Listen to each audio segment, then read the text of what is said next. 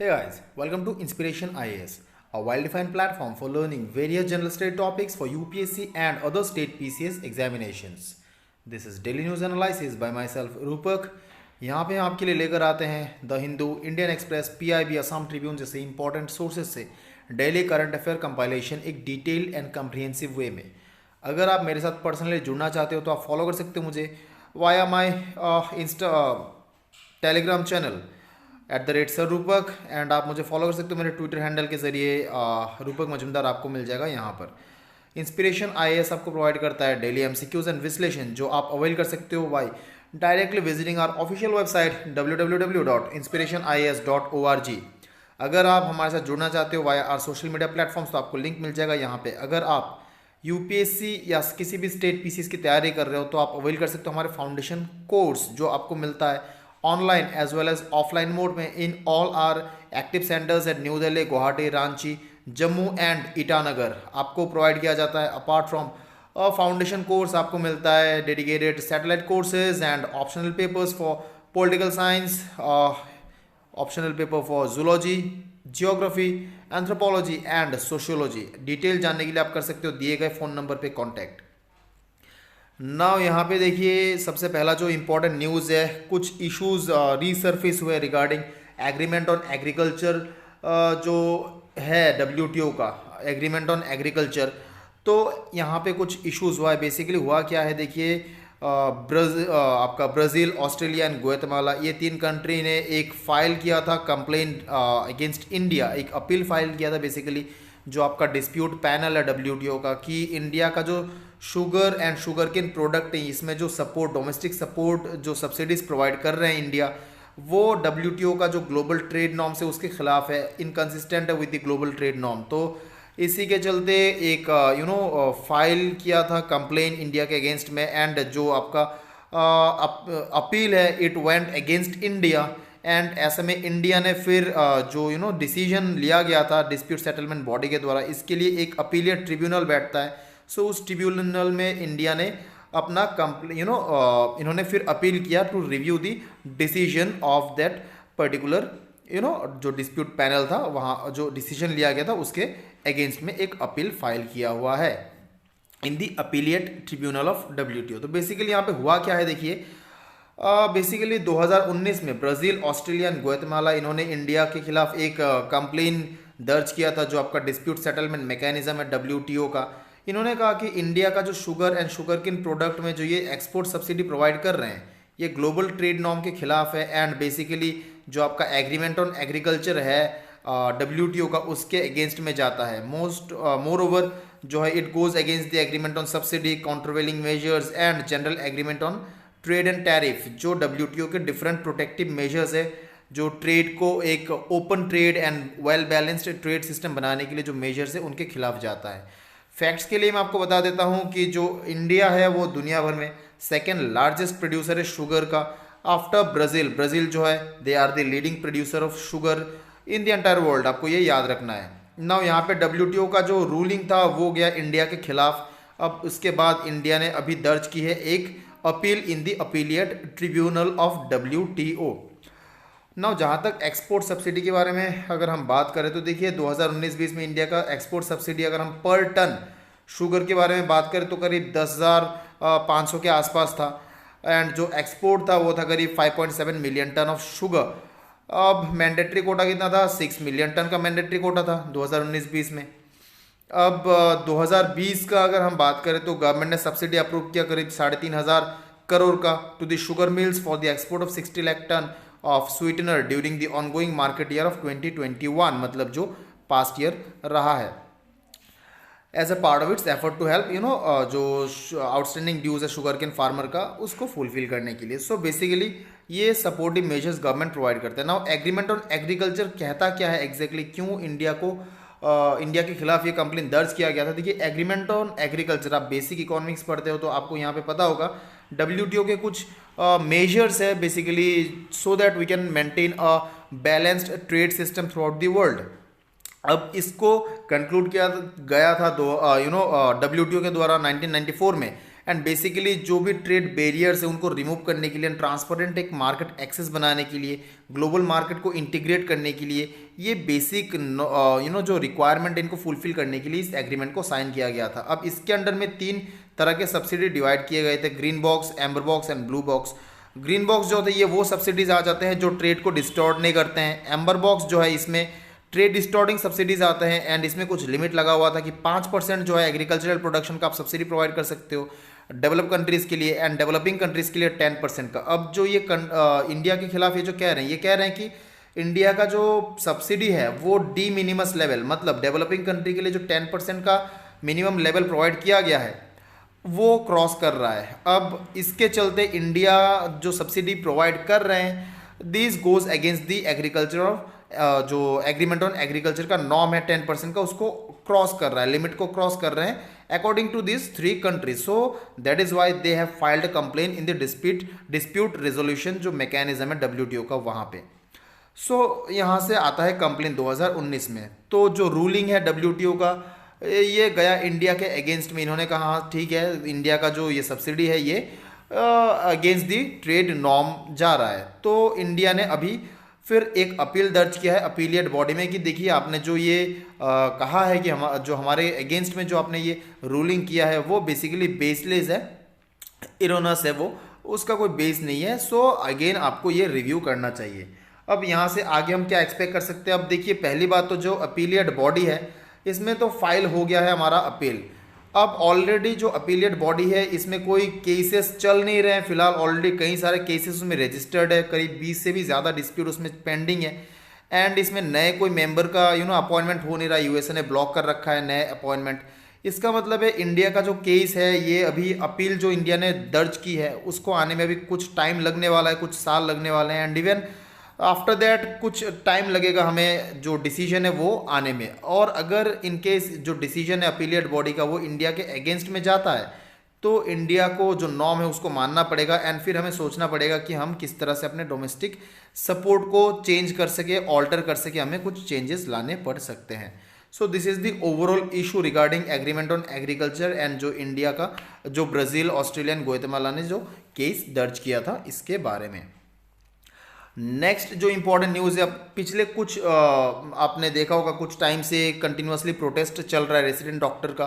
तो कुछ हद तक पुलिस के साथ कुछ मुठभेड़ भी हुआ है, कुछ फिजिकल इंजरीज भी आए हैं। तो ये सब आपने देखा हुआ है। बेसिकली अगर आप उसके बारे में थोड़ा सा जानते हैं तो जो मेन क्रक्स है कि जो काउंसलिंग होना था PG नीट का, NEET का, तो वो काउंसलिंग हो नहीं रहा था, कुछ डिले हो रहा था। एंड रीज़न क्या था इसका?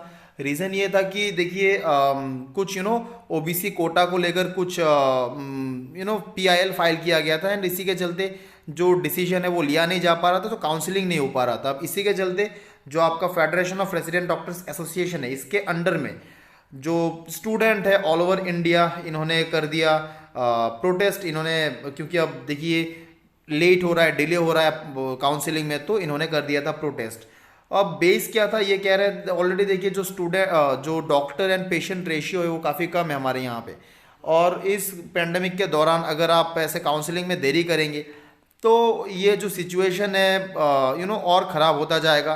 तो इसी के चलते आप देख सकते हैं स्टूडेंट जो ये रेसिडेंट डॉक्टर्स इन्होंने कर दिया था प्रोटेस्ट। एंड दिल्ली में पर्टिकुलरली अगर हम कहें तो पुलिस के साथ कुछ हद तक हमने देखा, कुछ फिजिकल इंसिडेंसेस भी ऐसे हमको देखने को मिले। एंड प्रोटेस्ट जो ऑल ओवर इंडिया चल रहा था, आप पढ़ सकते हो यहाँ पे article India to resident doctors protest over delayed NEET counselling and admission process. And इसी का जो फॉलोअप है EWS कोटा को लेकर सेंटर ने अपॉइंट किया था एक 3 मेंबर का कमिटी, पैनल एक बनाया था और पैनल रिपोर्ट के हिसाब से सेंटर ने अपना एफिडेविट फाइल किया सुप्रीम कोर्ट में। इन्होंने कहा कि जो 8 लाख का इनकम क्राइटेरिया जो रखा गया है EWS को डिटरमाइन करने के लिए, ये बिल्कुल भी ये पूरी तरीके से ये जायज़ है। एंड जो कमिटी बिठाया गया था उसी का फाइंडिंग है। And this 8 lakh income criteria is very much आप कह सकते हो कि ये सही है। तो ये गवर्नमेंट का रेस्पॉन्स रहा है। जो कमिटी इन्होंने बैठाया था, तो आप देख सकते हो अजय भूषण पांडे जी थे जो हमारे फॉर्मर फाइनेंस सेक्रेटरी रहे थे, VK Malhotra member secretary ICSSR, and then Sanjeev Sanyal principal economic adviser to the centre. ये कमिटी उठाया गया था नवंबर 30 को लास्ट ईयर में, एंड इनके हिसाब से जो इकोनॉमिकली वीकर सेक्शन के लिए जो 8 लाख का क्राइटेरिया सेट किया गया है ये बिल्कुल जायज़ है। एंड इसी के चलते एक एफिडेविट अभी फाइल किया है जो गवर्नमेंट है इन्होंने सुप्रीम कोर्ट में। अब देखना पड़ेगा सुप्रीम कोर्ट का रूलिंग क्या आता है, तो उस हिसाब से आगे का फॉलोअप यहाँ से हम देख सकते हैं। तो सेंटर नवंबर 2021 नवंबर 30 तारीख को 2021 में 3 मेंबर का एक कमेटी बिठाया गया था। कमेटी ने बताया कि जो प्रेस्क्राइब किया था इन्होंने कहा कि जो करंट सिचुएशन है 8 लाख का जो इनकम क्राइटेरिया रखा गया है इसको रिटेन करना चाहिए। देन इन्होंने कहा कि EWS में exclude irrespective of income a person whose family has 5 एकड़ of agricultural land and above. तो जिनका 5 एकड़ या उससे ज़्यादा लैंड होल्डिंग्स है इरेस्पेक्टिव ऑफ देयर इनकम, इनको EWS कैटेगरी से बाहर किया जा सकता है। रेसिडेंशियल एसेट क्राइटेरिया जो है इसको रिमूव कर देना चाहिए all together. Sudden adoption of a new criteria in committee report would delay and have a cascading effect on admission. So existing system जो है इसी को अभी फिलहाल के लिए फॉलो करना चाहिए। नाउ EWS कोटा के बारे में आपको बेसिक बता देता हूँ। 103rd कॉन्स्टिट्यूशनल अमेंडमेंट के तहत जो इकोनॉमिक क्राइटेरिया है उसको लाया गया था। आपको पता है पहले सोशल एंड एजुकेशनल बैकवर्डनेस को देखा जाता था, फिर 103rd कॉन्स्टिट्यूशन जो है ये इकोनॉमिक क्राइटेरिया को for the first time surface में लाता है, एंड 10% का जो EWS कोटा है उसको सैंक्शन किया जाता है bye amending 2 articles, article 15 and article 16 of Indian constitution. अब यहाँ पे EWS का कोटा लगाया जाता है, एंड ये जो कोटा है बेसिकली ये लाया गया था in order to promote the welfare of poor people. तो इकोनॉमिक क्राइटेरिया को ध्यान में रखा गया है जो कि आपका SC ST एंड जो आपका socio economic educationally backward classes है उनका जो 50% क्राइटेरिया है उससे बाहर और 10% इंक्लूड किया गया फॉर दी पुअर पीपल। तो यहाँ से EWS का कोटा आता है। सो कुछ कंसर्न्स थे एंड कुछ PIL फाइल हुए। देन कोर्ट ने पूछा था सेंटर को कि आपने जो ये 10% का क्राइटेरिया रखा है, ये जो 8 लाख का क्राइटेरिया रखा है, इसका बेस क्या है, क्या ये सही है? तो कुछ क्वेश्चन सेंटर को पूछा गया था सुप्रीम कोर्ट के द्वारा, एंड इसी के चलते सुप्रीम कोर्ट में एफिडेविट फाइल किया सेंटर ने, and these are based on the recommendation of a 3 member committee जो कि हेड कर रहे थे अजय भूषण पांडे जी, जो हमारे फॉर्मर फाइनेंस सेक्रेटरी रह चुके हैं। नाउ इश्यूज़ क्या है यहाँ पे देखिए, सबसे पहले बात आपको ये समझना होगा जो EWS क्राइटेरिया लाया गया है, जो अमेंडमेंट लाया गया है उसके लिए बस 48 आवर्स का पार्लियामेंट में जो बिल था वो 48 आवर्स तक ही चला, एंड विद इन 48 आवर्स उसको पास कर दिया गया। अगले ही दिन प्रेसिडेंट का एसेंट मिल गया, जो एक दिन में आपके 48 आवर्स एंड अगले ही एक दिन में प्रेसिडेंट का एसेंट भी मिल गया। तो यहाँ पे कहा जा रहा है कि जो लेजिस्लेशन था ओवरऑल ये काफ़ी हेस्टी था, and it puts a question on the constitutional morality, क्योंकि पार्लियामेंट्री सिस्टम में आप डिस्कस एंड डिबेट के जरिए चलते हैं। किसी भी चीज़ पे अगर कंसर्न होता है तो वो आप स्टैंडिंग कमेटी को पास करते हैं, उनके द्वारा डिसीजन लिया जाता है, डिस्कस होता है, डिबेट बनता है, उसके बाद जाके उसको पास करने में कुछ टाइम लगता है। But then within 48 hours माना जा रहा है सफिशिएंट डिस्कस एंड डिबेट के बिना ही इसको पास कर दिया गया। सो दिस इज़ वन कंसर्न जो यहाँ पे जताया जा रहा है। कुछ लोग ये कह रहे हैं कि ये जो है बेसिकली कुछ अपर क्लास को हम आप अपीज करने की कोशिश कर रहे हो ताकि फ्रेश डिमांड ना हो रिजर्वेशन को लेकर, तो अपीजमेंट पॉलिसी है ये गवर्नमेंट का, कुछ लोगों का मानना ये है। तीसरी बात, गवर्नमेंट ने कभी ये बताया नहीं कि इन्होंने जो 10% कोटा रखा है वो किस बेसिस पे रखा है, क्योंकि आपको पता है जो SC या ST कोटा रखा जाता है उनके पॉपुलेशन के ऊपर बेस करके रखा जाता है। बट यहाँ पे EWS के लिए जो 10% का कोटा आपने डिसाइड किया है वो किस बेसिस पे, क्या डेटा है या किस क्राइटेरिया के ऊपर बेस करके आपने इस कोटा को सिलेक्ट किया, वो कभी गवर्नमेंट ने आंसर किया नहीं। तो ये कुछ कंसर्न है देखिए ओवरऑल EWS कोटा को लेकर। अब आगे का हम क्या यहाँ से एक्सपेक्ट कर सकते हैं, देखिए फर्स्ट ऑफ ऑल जो सिलेक्शन क्राइटेरिया है इरेस्पेक्टिव ऑफ योर बैकग्राउंड, कुछ मेरिट बेस्ड क्राइटेरिया सेट होने बहुत ही इंपॉर्टेंट है, क्योंकि आप किसी भी फील्ड में जाइए, आप जॉब आप किसी जॉब पर्सपेक्टिव से या एजुकेशनल इंस्टीट्यूशन में जाइए आप एडमिशन के लिए, तो एक सर्टेन सेट ऑफ क्राइटेरिया, एक मेरिट है जो आपको फुलफिल करना होता है। So selection should be based on those merits apart from the जो रिजर्वेशन क्राइटेरिया है। अब एक रैशनल होना पड़ेगा, जो क्राइटेरिया आप सेट कर रहे हो, जो कोटा आप दे रहे हो, उसके पीछे कोई रीज़न, कोई लॉजिक होना पड़ेगा कि इतना % आपको प्रोवाइड किया जा रहा है। There must be some reason, some logic. Irrespective of any debate, any discussion, any logic, आप ऐसे क्राइटेरिया सेट नहीं कर सकते। ऑब्वियस सी बात है, ये आपका जो मोरालिटी है, कॉन्स्टिट्यूशनल मोरालिटी है, उसको कहीं ना कहीं अंडरमाइन करती है। जो टारगेटेड बेनिफिशियरीज है उनको उनको उनको एड्रेस करना ज़रूरी है, बिकॉज जो अप्रोच है ओवरऑल ये मल्टी स्टेक होल्डर होना ज़रूरी है। आपको civil society organisations, NGOs and judiciary को साथ में लेकर आपको डिस्कस करते हुए ऐसे मेजर स्टेप्स लेने होते हैं, क्योंकि यहाँ पे देखिए एक ग्रेटेड चंक ऑफ सोसाइटी जो है वो अफेक्ट होने वाले हैं। एंड मोस्ट इंपॉर्टेंटली पूरा मेरिट सिस्टम पे आप एक चेंज लाने जा रहे हैं, तो मल्टी स्टेक होल्डर अप्रोच जो है इसके लिए होना बहुत ही ज़रूरी है। सिलेक्शन का क्राइटेरिया जो है, कोटा सिलेक्शन जो है, उसके पीछे सॉलिड लॉजिक होना ज़रूरी है। So these are the way forward, किस तरह से हम इन इश्यूज़ को टैकल कर सकते हैं। So this is the EWS quota and जो रिसेंट प्रोटेस्ट चल रहा था उसका। नेक्स्ट है आपका जो यहाँ पे कंसेप्ट है डार्क जीनोम या डार्क DNA के बारे में।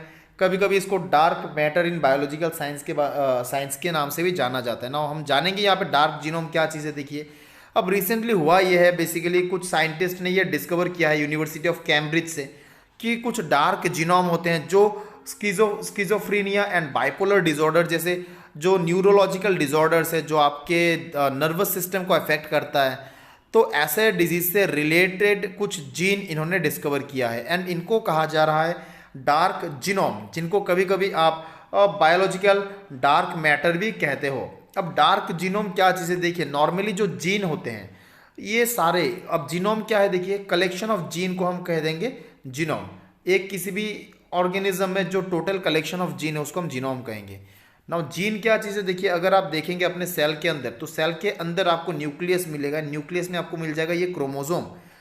इस क्रोमोसोम को जब आप देखेंगे, ये कुछ थ्रेड जैसे स्ट्रक्चर से बने होते हैं जिसको आप कहते हो DNA, और इसी DNA का एक फंक्शनल पार्ट है जीन, एक पर्टिकुलर पार्ट ऑफ DNA जो कोई एक पर्टिकुलर फंक्शन को परफॉर्म करता है, तो उसको हम कहते हैं जीन। नाउ नॉर्मली जीन जो है ये पाया जाता है आपके जीनोम के हिस्से में। Now there are certain DNA जो कि इस जीनोमिक पार्ट के बाहर मिल रहे हैं, and we know very little about this particular DNA material. So इनको हम कह रहे हैं कि ये जो है ये डार्क जीनोम है। So these are the DNA present outside our jeans.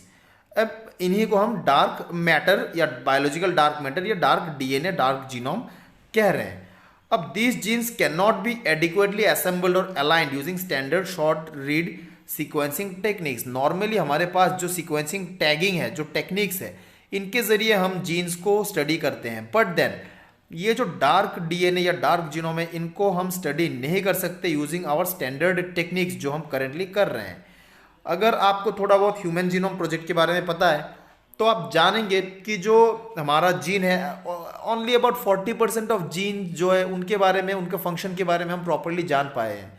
तो ऑलमोस्ट 50% जो है उनके बारे में हम अभी जान नहीं पाए हैं। एंड जो हमारा डार्क DNA या डार्क जीनोम है वो उन्हीं में से एक है जिनके बारे में हमें अभी तक बहुत ही कम जानकारी है। एंड रिसेंटली जो यूनिवर्सिटी ऑफ कैम्ब्रिज से कुछ साइंटिस्ट है, इन्होंने कहा कि ऐसे कुछ जीन्स है डार्क जीनोम से रिलेटेड जो आपका जो न्यूरोलॉजिकल डिसऑर्डर है, स्किज़ोफ्रेनिया एंड बाइपोलर डिसऑर्डर, ये इनसे जुड़े हुए हैं। तो इसका सिग्निफिकेंस क्या है, बहुत ही सिंपल है। हो सकता है इससे जाके हम आगे इन न्यूरोलॉजिकल डिसऑर्डर्स को ट्रीट करने के बारे में सोच सकते हैं। क्या ये करंटली ट्रीटेबल नहीं है? देखिए करंटली ट्रीटेबल है, बट जितना आप इसके बारे में जानेंगे आपको ब्रेक थ्रू मिलता जाएगा। तो एग्जाम पर्सपेक्टिव से अगर मैं कहूँ आपको जानना है कि डार्क जीनोम या डार्क DNA क्या चीज़ है, इसके बारे में थोड़ा सा आपको आइडिया होना ज़रूरी है। स्किज़ोफ्रेनिया के बारे में बता देता हूँ। देखिए ये बेसिकली एक मेंटल डिसऑर्डर, एक सीवियर कंडीशन होता है जहाँ पे आपका थिंकिंग, लैंग्वेज, स्पीकिंग, परसेप्शन, खुद के बारे में जो सेल्फ कॉन्शियसनेस है, सेंस ऑफ सेल्फ है, ये सारी चीज़ें डिटोरियोरेट हो जाते हैं। कई सारे रीज़न हो सकते हैं, कोई वायरल इन्फेक्शन हो सकता है, स्ट्रेस हो सकता है, जेनेटिक या फिर एनवायरमेंटल फैक्टर्स हो सकते हैं। इससे प्रॉब्लम क्या होता है, आपको हेलुसिनेशन होगा, डिल्यूजन्स होंगे, आपका स्पीकिंग एबिलिटी धीरे धीरे कम होता जाएगा, आपका जो कॉग्निटिव एबिलिटी है चीज़ों को समझने की, डिसीजन मेकिंग का, ये सारी चीज़ों में आपका आप जो है होल्ड अपना धीरे धीरे आपका कम होने लगेगा, फोकस करने में, अटेंशन में आपको दिक्कतें आने लगेंगी। दीज आर द इम्पैक्ट्स जो बेसिकली स्किज़ोफ्रेनिया से होता है। ये ट्रीटमेंट है, जो डिजीज़ है डेफिनेटली ट्रीटेबल है। Therapies and support can help people learn social skills, cope with stress, identify early warning signs to relapse and prolong period of remission. So ये सारे कुछ जरिए होते हैं ट्रीटमेंट जो है। बट देन ऑब्वियस सी बात है, अगर हम सोर्स के बारे में जान पाए, इन डिजीजेस के जो जीन्स हैं इनके बारे में जान पाए, तो डेफिनेटली इनमें हमें ब्रेक थ्रू मिल सकते हैं।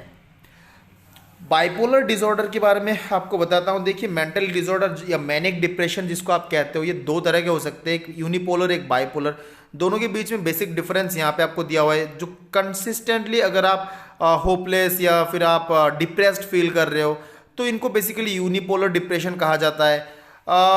बाइपोलर जो है इसमें मूड स्विंग्स काफ़ी ज़्यादा होता है। It is basically characterise by mood swings. आप बहुत ज़्यादा खुश होते हो, आप बहुत ज़्यादा दुखी हो जाते हो। So regular and sudden mood swings जो होते हैं उनके उनसे रिलेटेड जो सिम्टम्स है, जो जो जो डिजीज़ है बेसिकली, उसको हम कहेंगे बाइपोलर डिसऑर्डर। यूनिपोलर से डिफरेंट ये है, इसमें कांस्टेंट आप you will feel sad, you will feel empty, hopeless, feeling guilty और worthless, low of energy, like that. So basically bipolar and unipolar disorder. And overall ये जो है आपके कॉग्निटिव एबिलिटी को अफेक्ट करते हैं। आपका thinking, speaking, learning, focusing, paying attention, इन सारे फैक्टर्स पे आपका इफेक्ट पड़ता है इन डिसऑर्डर्स के वजह से।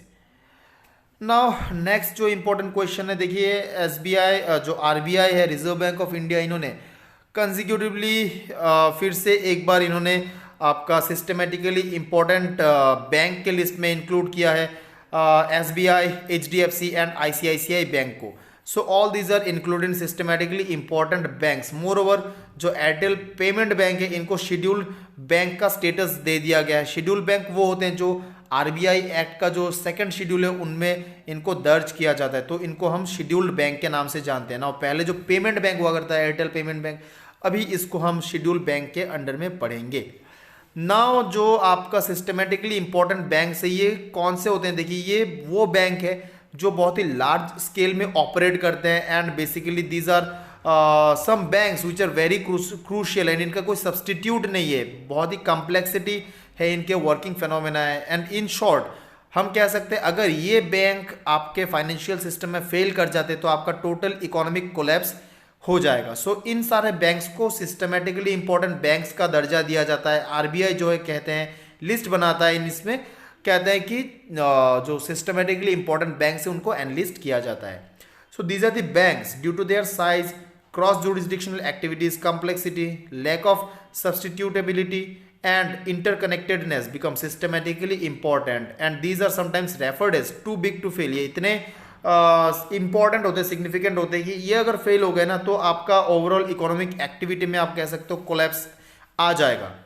इनका अगर जो सर्विस कंडीशन है उसमें अगर डिसरप्शन आता है तो आपका ओवरऑल इकोनॉमिक सिस्टम पे इफेक्ट पड़ने वाला है। So these are known as systematically important banks. अगर आप थोड़ा सा हिस्ट्री में जाए तो आपका हिस्ट्री जो स्टार्ट होता है ऐसे इंपॉर्टेंट सिस्टमेटिकली इंपॉर्टेंट बैंक वाला जो कंसेप्ट है ये आता है 2011 से, जहां पे पहली बार ग्लोबल सिस्टमेटिकली इंपॉर्टेंट बैंक का एक कंसेप्ट आया था by financial stability board and bank Basel committee on banking supervision. ये जो है सारे बैंक के सेंट्रल बैंक जो है वो मिलकर एक कमिटी बनाते हैं, कुछ नॉर्म्स सेट करते हैं for regulation healthy operation of the banks.